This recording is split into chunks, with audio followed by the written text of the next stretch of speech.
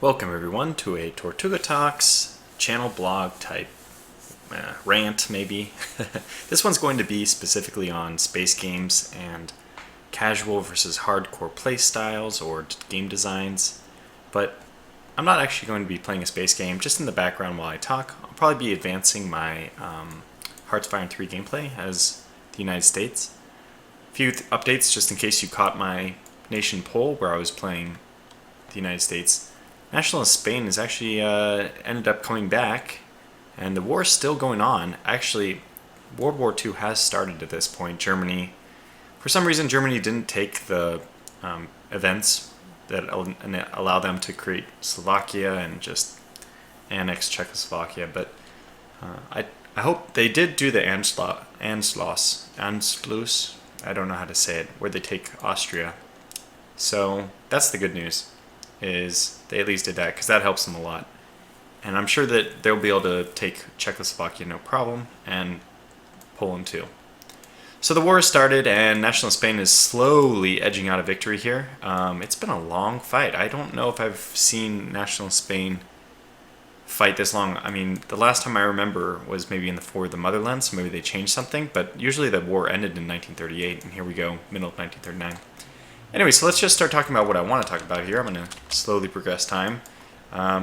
This is the way you play the United States, in my opinion. You don't do anything until 1940s, 1941 or so. So until you are able to get involved in the war, you just set your whatever production up. And you have to modify this every now and then. I'm even doing Lend-Lease, but not much of it, as you can see. So I'll just keep doing this, and then whenever anything happens, the extra funds will just go into Lend-Lease, which is perfect. And that will give me an opportunity to talk about space games. So I actually have a diagram here, which I'm going to pull up in a second. But basically, I want you to think about some of the games that have been released. There's been a lot of games released in the last year for space games. Ooh, even some naval action going on here. You can think about starting with Star Drive 2. Then there was Star Ruler 2, or it was Star Ruler 2 first. There was Endless Space about a couple years ago, 2012-ish. And we had Galactic Civilization 3, huge one, released last summer. I guess it was May-ish.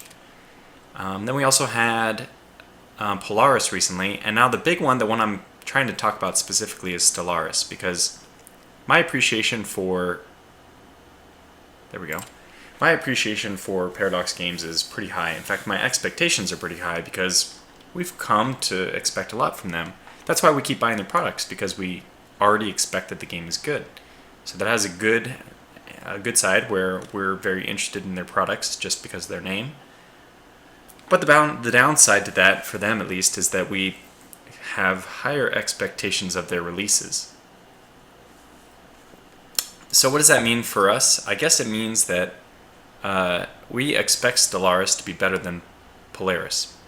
That's just my opinion of it, and probably a lot of people's opinions is they expect it to be slightly better than these other games. So I'm actually going to switch out real fast. I'm going to tab out. I'm going to get a little Excel spreadsheet I made there. And so this is what I did. I just wanted to see what was going on in the world of recent releases. And so what we're going to see here is this is the game. Obviously, I'll be talking more about Distant Worlds and Aurora 4X in a second, but Endless Space was like 3 years ago, I think. Now, this column here is if you do a YouTube search in the past month. So I'm just going to write it up here. YouTube search for highest count and within last month. So that's what we're looking at here for a specific game. So for example, we're Distant Worlds. I just searched Distant Worlds just in case someone was playing anything other than Universe. They aren't. Everyone's just playing Universe. But so what I found is actually BLXE, or BLXZ is probably how he'd say it, has the #1 hit right now for Distant Worlds in the last month. His episode 1 of his series has about 800 views. Now, there was another another series on there, which in the last month, I guess the most recent one last month was episode 6, and that one had 440 views. When I searched for Aurora 4X, we had about 800 views for another one. This was episode 8, so 800 views for something that was already episode 8. It's pretty good. But that was in French. I didn't search specifically in English. And then this is pretty cool because XTRG, great channel if you want to check him out. He has episode 114 of his Aurora 4X, and it's still got 280 views, and that was released in the last month. Now, when we look at Endless Space, these were released like late 2000s, before 2010. Okay, Aurora 4X has been around for a lot longer. I could probably look it up right now, but I mean, I'm sure someone can correct me. Technically, Distant Worlds Universe was only released in 2014, I think, in the summer of 2014, but the game itself has been around for a long time because it was first Distant Worlds, then it was Distant Worlds something, then it was Distant Worlds Shadows. Anyways, so you can see that it's been around. This is basically Distant Worlds Universe is essentially Galactic 2 Galactic version, the ultimate complete version. All right, so I'm going to make a point here eventually. Endless Space, nobody's really playing it. 170 is the highest views. That's in episode 1 as well, so really not that popular. 12,000 views for Star Ruler 2. This was a gameplay overview though, or I don't remember what it was. It's very confusing to me. It's 12,000. I'm not even sure. This seems like to be an anomaly, kind of an outlier. So I'm not weighting this too heavily. But then XTRG actually has his episode 1 of this. It has 900 views. So Star Ruler 2 doing okay. And it's a pretty complicated game. If you remember, this is the one with the hexagon design pattern. It's pretty complicated. Now let's look at Star Drive 2, which was released last year, I think. Earlier last year than Galactic Civilization 3. If you do a search for this, you get episode 1 has 800 views, and episode 2 of the same series, I believe, has 360 views. If you look at Galactic Civilization 3 in the last month, you have a gameplay overview, which we expect to have more views than episode 1, I think. Has 1,200 views, and then you have an episode 1 for the same thing, for the same series, like has 300 views. You compare, basically what I want to do is compare this 300 episode 1 views to something like an episode 1 of Distant Worlds, or an episode 1. I mean, we don't even have an episode 1 for Aurora 4X, which is much higher, even at later than episode 1, than an episode 1 for Galactic Civilization 3. And the same thing, Polaris was just recently released, I think at the beginning of this year, and they have a gameplay review, which is 1,100, and an episode 7, which is 1,200. So it's still up there. And the question is, how is the trend going to be for Stellaris? Okay, so all that review aside, I'm going to leave this up while I talk for a second, then we'll go back to Hearts of Iron. My point here is that what makes a game long-lasting? Now, if nobody sees Galactic Civilization 3 on YouTube, that probably means it's kind of a dead game. So nobody's really playing it anymore.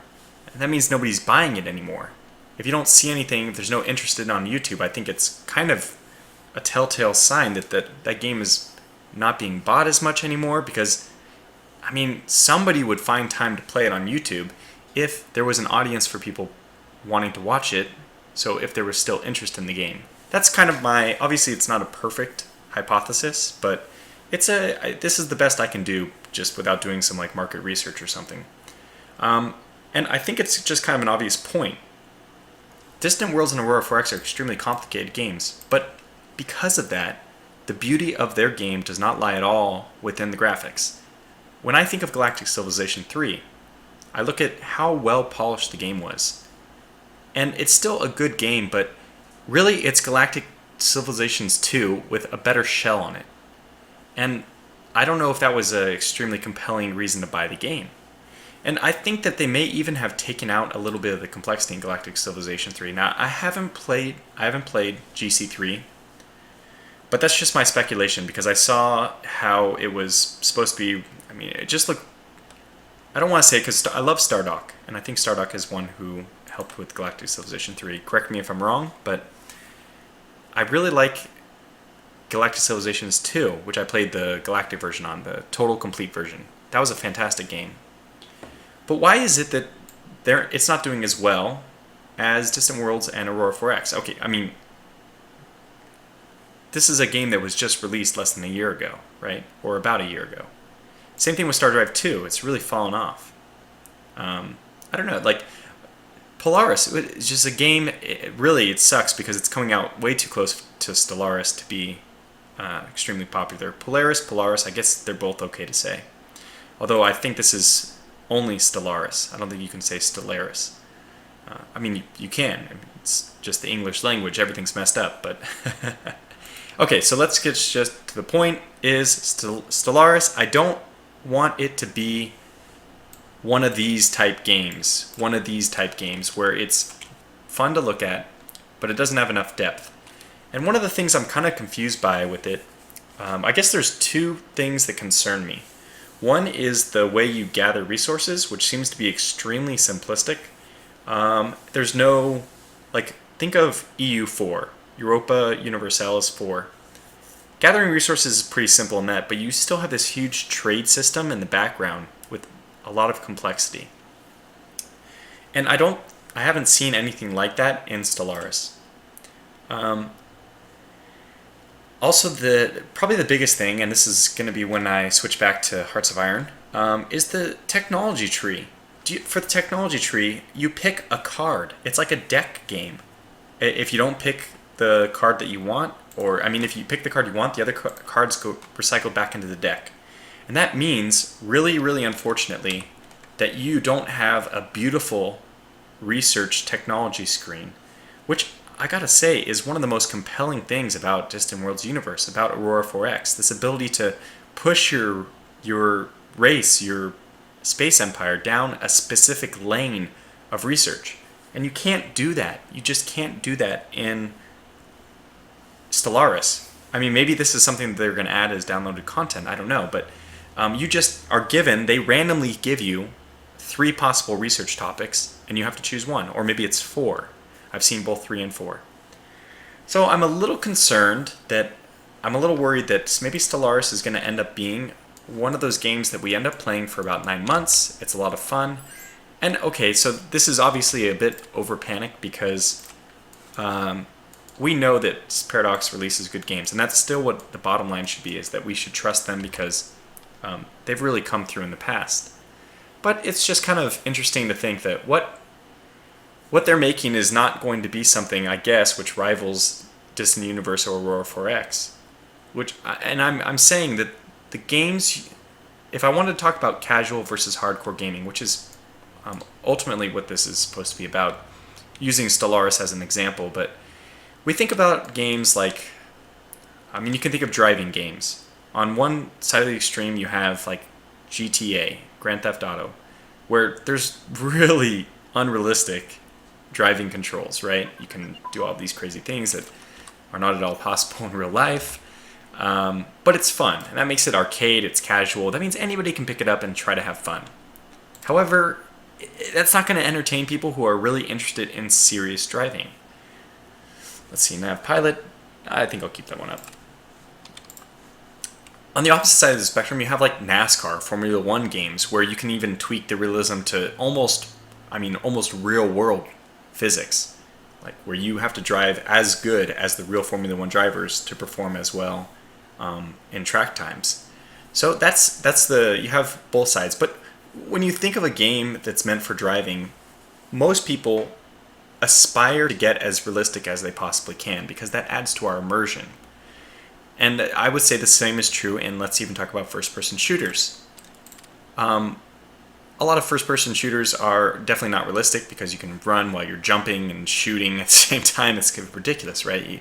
If you've ever seen somebody in real life try to jump and shoot a gun, I doubt it went anywhere near where they were hoping it would go. I mean, just try jumping and shooting a gun, and it's not something that is going to work out. But this option is allowed in games like Call of Duty allows it, even Counter-Strike.